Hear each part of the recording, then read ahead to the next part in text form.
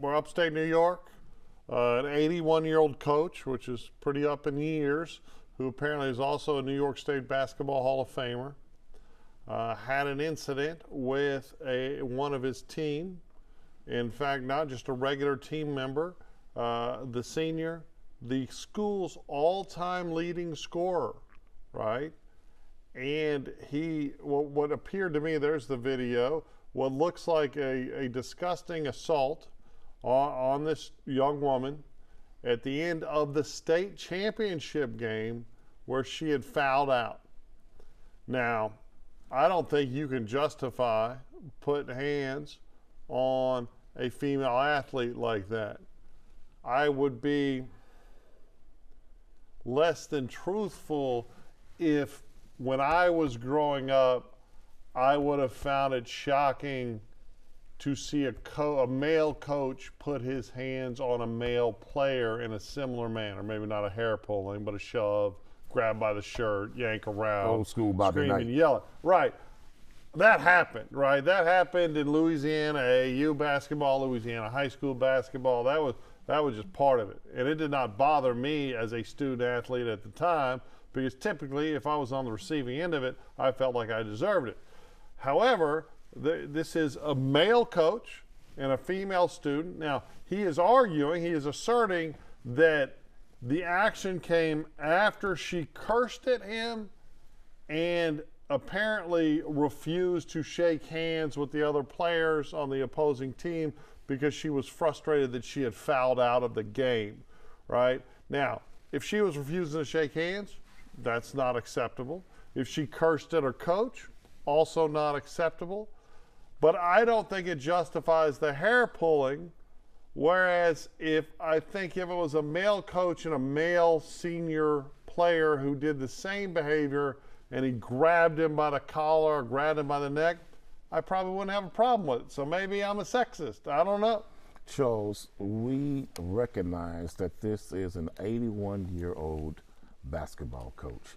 He's from completely different decades than this young particular basketball player, this student. But does that make it with okay? whom he grabbed her hair. I'm putting things in context. Okay.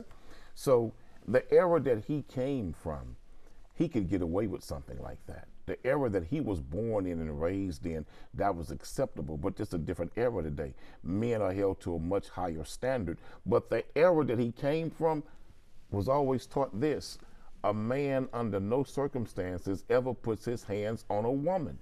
Even though she cursed him allegedly and swore at him and didn't want to shake hands, it does not justify him physically assaulting that young woman by pulling her hair. But what I find interesting is, why was he not arrested? He assaulted her where everybody could see it. It's on video. Why was he not arrested? Also, I heard nothing about, are they investigating the young student, the young female athlete, if she actually used profanity to address her coach? If she used profanity to address her coach, well, then she should be punished also. But that teacher, that coach, that 81-year-old instructor should have been arrested for assault. Well, how do you think she should be punished? I mean, she's a senior. Hold on, stop. Hold on. She's a senior.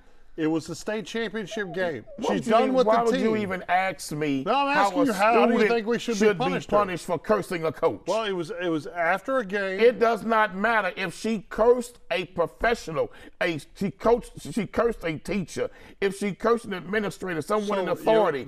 There should be a punishment. You think she should be arrested? Absolutely, she should be punished. Okay. Not arrested, no, but she should be suspended. Because what message does it send to the rest of the teammates that are even younger, who are not seniors, who may be freshmen or sophomores? What message does it say that she could curse a coach and get away with it and not held accountable for it? If a student cursed a teacher in a classroom setting, that child would be held accountable. Not so nowadays. Why deviate in terms from the standard now? First of all, not that's nowadays. The problem, Charles. So many teachers are being verbally assaulted, verbally abused, verbally threatened in the classroom. That's why many of them don't want to teach anymore. And that's why all across America, including in Texas, right here, there's thousands and thousands of teacher shortages because teachers no longer want to be in the classroom because they don't feel safe. But that man should be arrested for assault, that 81-year-old coach.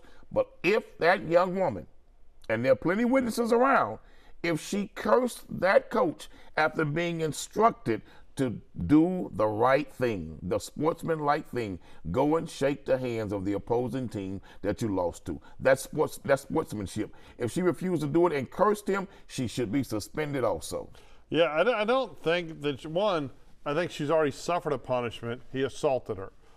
Two, while I would agree normally in a classroom, if a kid is cursing at a teacher, then there should be a consequence. And I'll also agree with you that there is far too little consequences nowadays. I think that can be traced back to the Obama administration's policies that the Department of Education. No, it's actually true. These kids been you cursing like teachers to say out stop. for the last 25 years. When we went away from corporal punishment, Charles, are you gonna let me finish? in the classroom, I sat here that's and when it fell down, nonsense. not the Obama administration. Okay. No, but no, you don't like truth and policies, but his Department of Education implemented policies that handcuff school districts, mostly urban school districts, and restricted their ability to impose discipline and protect good rule-following students. So I think in that context, in a classroom, yeah, you would need a consequence. This is the state championship. She fouled out. She thought she fouled out unfairly. She was obviously worked up and excited and upset, and I don't think that gives rise to a suspension. Now, maybe there should have been. Hold on. Used a cuss word. Okay. Used profanity to address her coach after being righteously instructed to shake hands at the end of the game. I wouldn't give a damn if she was the all-time world-leading scorer. If you curse out your coach at any point of the game, before, after, or during, you should be punished. The allegation is not that she cursed him out, but that she used a curse word. That she used a cuss word. Okay, but it's the same thing. Hold on.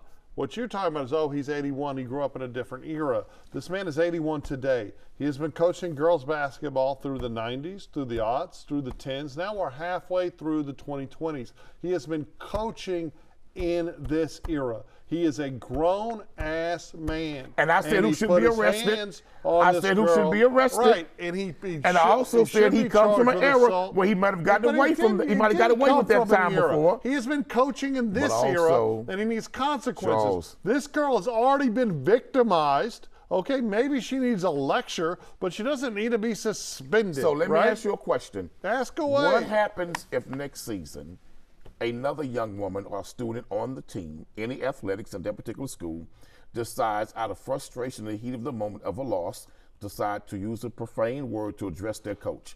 Should they be punished? Well, again, should they be punished? Yeah, it depends on the situation. So we can't have double standards, Charles. You've got to be consistent. You've got to look at every. So if this would have happened when I was playing basketball, right? Our coach wouldn't have been calling Mr. Larry to get us suspended, or we wouldn't have got popped. Now, wait a minute. Hold on, let me finish my damn sentence. You haven't done it all day. You're leaving some truth out. Our coach would have said, hey, we're going to run some suicides. And he'd have ran me until I threw up, right? And that would have been the consequence. Now, you're going to tell the whole because world. I'll tell you what, I cursed on the now, court. You're going to tell I think my junior year, they got a picture of me throwing a punch in the yearbook. So you're going to tell the whole world this big lie you just told. What are you talking about? That when you were growing up, the same era I grew up, that if we had a coach instruct us to do something and we cursed at him, all we got was some suicide runs. Oh, well, no, we'd have run until we threw up. First of all, we'd have got more than suicide runs. Okay. Because I'm going to tell you something. The minute my uncle, my grandmother, my aunt had found out that I cursed my coach, I would have had an ass whooping waiting on me when I hit the front door. Okay. Let me tell you something, brother. When you were growing up in my era, you didn't curse no coach. In fact, in my era, if you cursed the coach, you might have got knocked out. And then your daddy, when he came and said, what happened? What did he do? Oh, he did what? Okay, appreciate you, coach. Thank you, sir. Well, if more daddies were involved,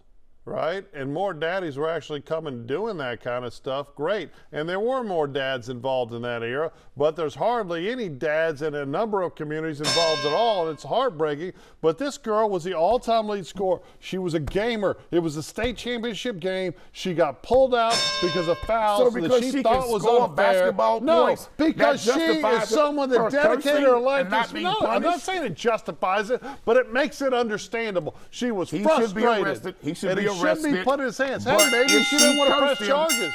Maybe she didn't want to press charges. If she cursed him, also she should be punished.